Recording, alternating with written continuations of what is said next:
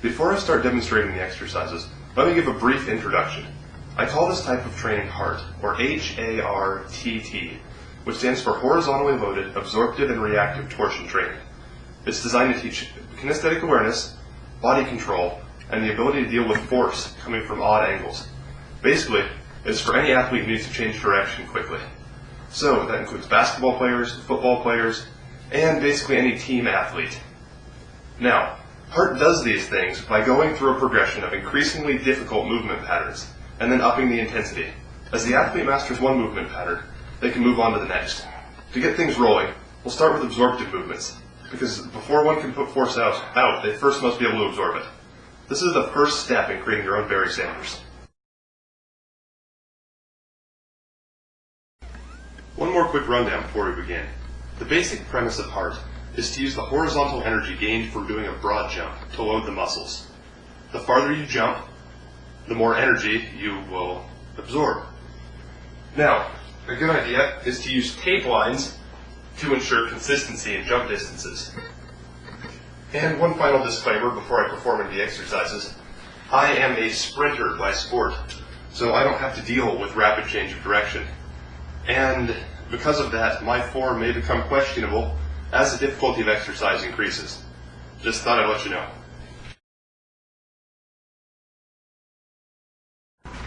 Okay, this is the very first jump. All you do is jump forward. There is no rotation whatsoever. Jump forward and land in balance. One more time. Forward, land in balance. Ready to dart out in any direction. Okay. The next type of jump is just like the first jump, but this time we'll be adding in 90 degrees of rotation. Either clockwise or counterclockwise. Easy enough. After that, you do the same thing, but this time we'll be focusing on the hip extensors.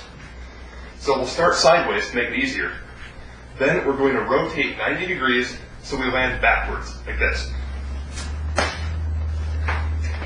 And now the other direction. Just like that. Or next, there's a 180 degree spin, which you can either do counterclockwise or clockwise.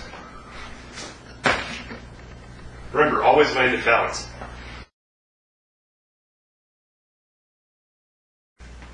Once you've mastered the absorptive versions, you can then move on to the reactive versions.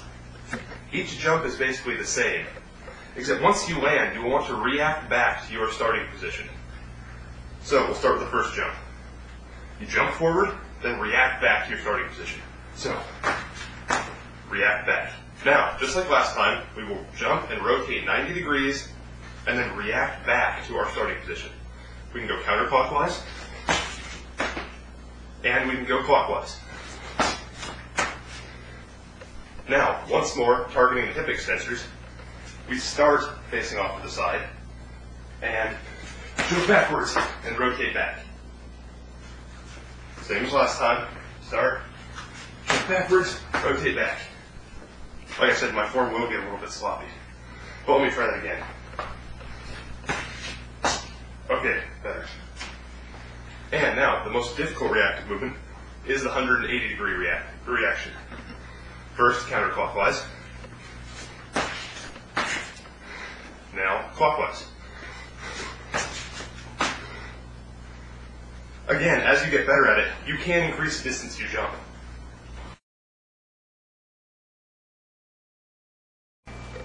Having mastered the reactive progressions, you would then go on to the staged absorptive progression, which is basically like stage 1, but you will be jumping off of 2 feet and landing on 1.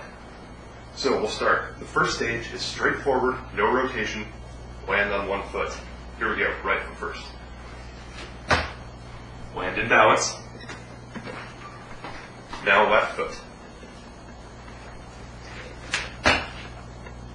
Like so. Next, just like last time, we'll be rotating 90 degrees and landing. But unlike last time, there's a bit more variety now that we're on one leg. In this way, we can either choose to target the abductors or the adductors of either leg. If you want to target the adductors, which are the glutes and most of the external rotators, what we'll be doing is landing with the landing leg away from the starting line. So, right abductors and left abductors. Similarly, if you want to train the adductors, you will land with the hip facing the starting line. So, right adductors